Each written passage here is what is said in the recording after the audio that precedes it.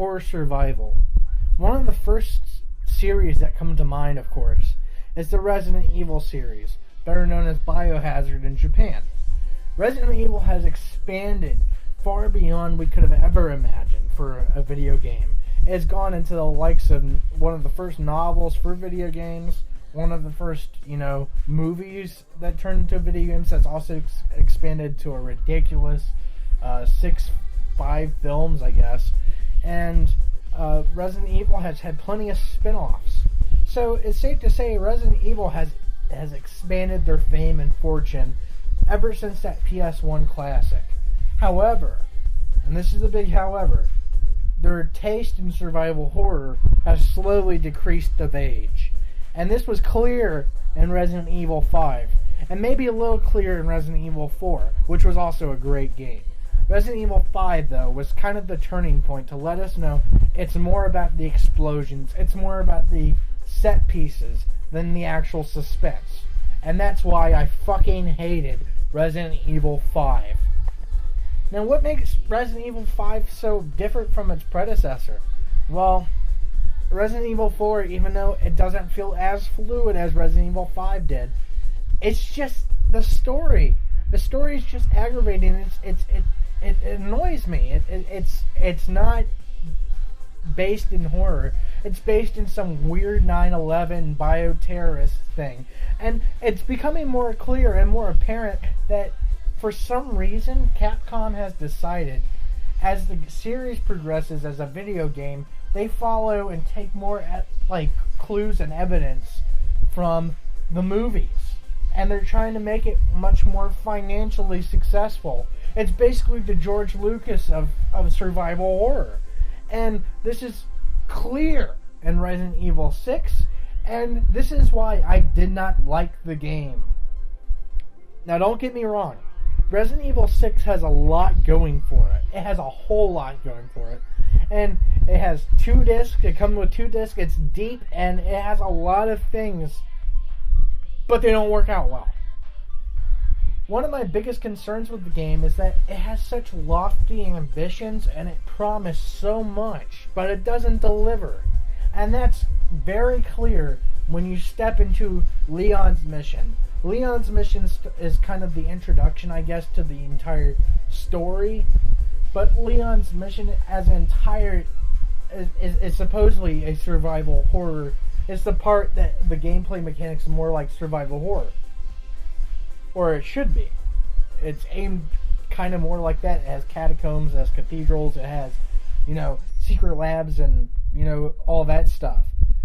But it feels more like a third-person Left 4 Dead shooter. And it's redundant and boring. I literally had to, go... I had to wrestle. It's like a chore to do this. And that's unfortunate because there's a lot going for it. You start off at this college where you kill the president. I'm guessing it's going back from Resident Evil 4. I don't know what, you can't tell me to go read the fucking book or watch the movies. I don't want to watch the movies. I don't want to read the fucking book. So story aside, I'm basically going on with what I got from Resident Evil 4, which I haven't played in a couple of years now. So from what I say is that Leon has to kill the president, and he's trapped on this campus, and there was like a fog that killed everybody and turned them into zombies. Okay, we've gone through Raccoon City, and we kind of get the gist of it.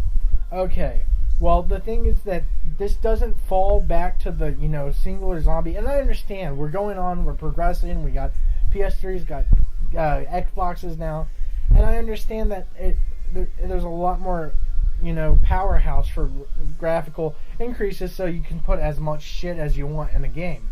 Unfortunately, putting more shit in a game is a lot like how George Lucas put a lot more shit in the remastering of Star Wars.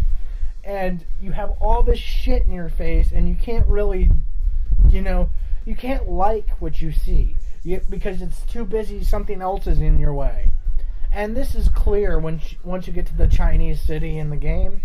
But maybe I'm going a little too far into that. But right now, pretty much, you're trapped on this campus, and there's zombies, and there's hundreds and hundreds and hundreds of zombies, and you just go wave after wave after wave like you're in Serious Sam or Duke Nukem. But keep in mind that you also have very limited ammunition because for whatever weird reason, and I'll get to this a little bit more in detail, this game is completely stingy. And it's annoying, especially if you're playing on one of the harder modes. And as Leon's story progresses, there's some high points in it. You get to see a lot. There's a beautiful shadowing effects in this. Lighting and shadowing is excellent in the game, and it is excellent when you go into the subway mission. Is probably the most clear that this game has a very competent lighting system and a very competent shadowing system. It's a nice looking game. I'm not gonna lie. A lot of time and effort was put into the environments, but in order to soak in those environments, you have to have less tense action crap in your face, and it's totally blown out of proportion. It gets totally ridiculous. That it's unable, you cannot, look away from that. And it becomes a glaring effect, especially when you're trying to do a survival horror game. So, when finally you get to the end of Leon's campaign, I'm not going to spoil too much for you, but, I mean, the game, as a survival horror game, in the vein of the original Resident Evil series, it is totally not what it was. And I understand you can make innovation, but this, it got to such a ridiculous extreme that I cannot fathom why they would do something so ridiculous. And it becomes redundant and repeated, and it's annoying. It's not fun to do if you have to keep on doing the same thing over and over again. And all the puzzles and all the mysteries that you had in the original games are completely absent. There's probably two puzzles, and two puzzles I think a second grader could do. Actually, that's giving a second grader not any credit at all.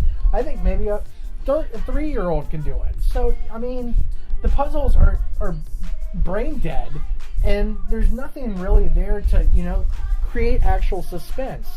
You jump over some lasers, and it's all this high-tech future shit, and it's really jumping away from what Resident Evil used to be.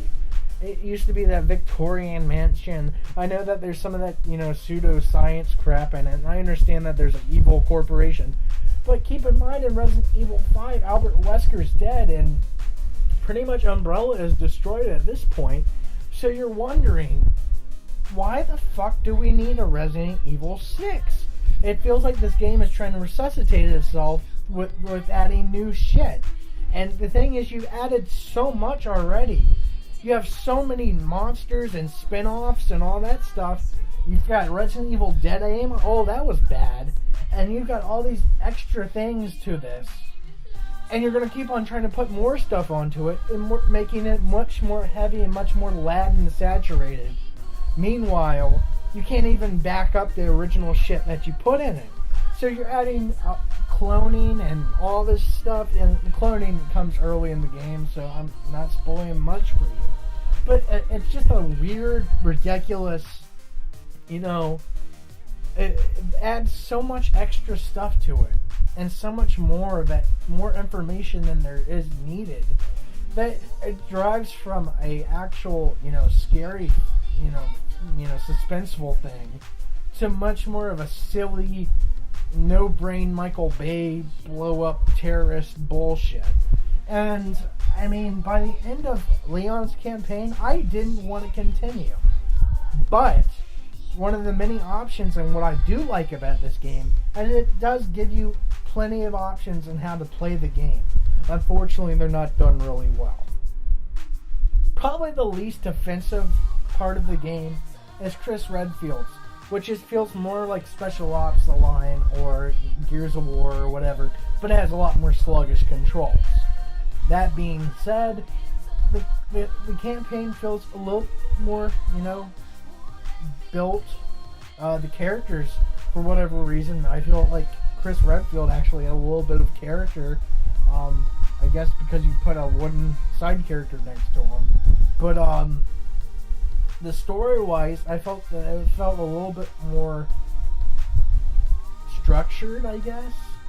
concrete. I don't even know how to say a Resident Evil story is structured, but you start in Eastern Europe and you fight your way into, the Chinese city and all that.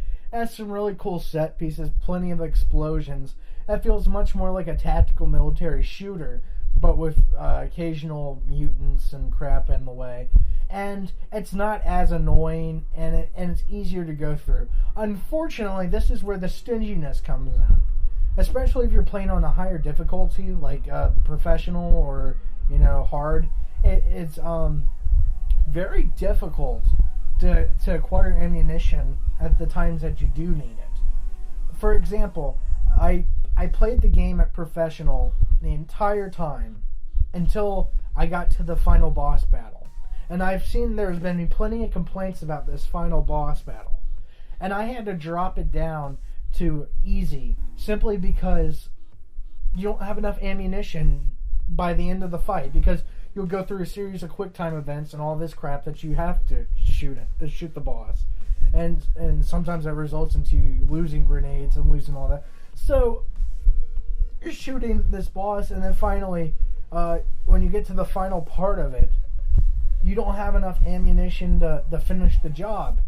And you end up hiding in corners, which does not work really well because the AI is pretty good. And, you have a knife. And if you know how using a knife in Resident Evil is, it's fucking difficult. And I almost beat him.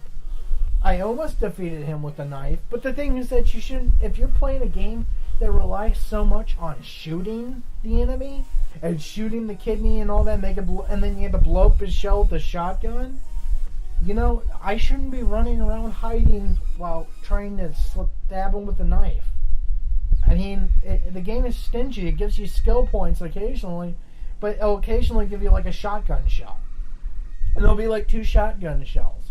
And you can't refill them, you can't regenerate them. So essentially you're playing by yourself. And if you have co-op, I know that it does work better, I guess, if you work co-op and you have the other person playing, what's his name, Pierce. But, I kind of play... That's another thing. I play Resident Evil solely for the experience, as a personal experience. However, this co-op thing, I don't know, it's a new co-op craze, I guess, is catching on. This is probably the shining part of the entire game. This game, I guess, is entirely based on co-op. It's entirely based on multiplayer.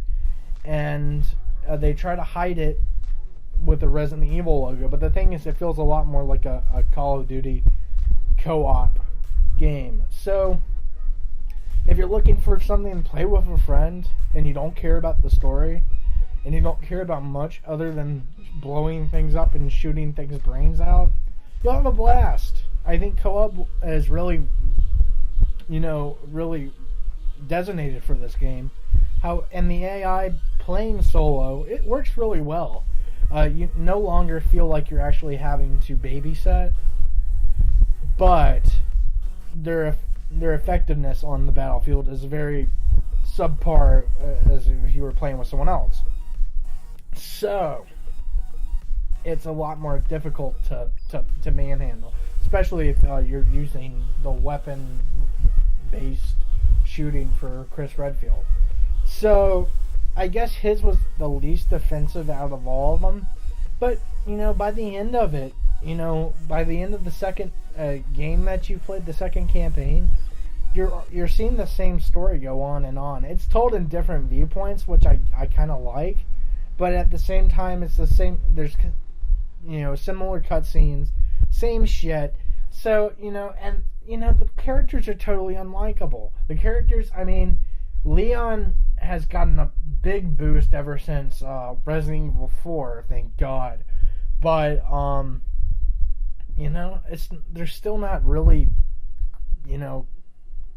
created characters. They're not molded. They're just kind of, plastered on. Here's the character. You're supposed to care about them, but, you really don't give a fuck.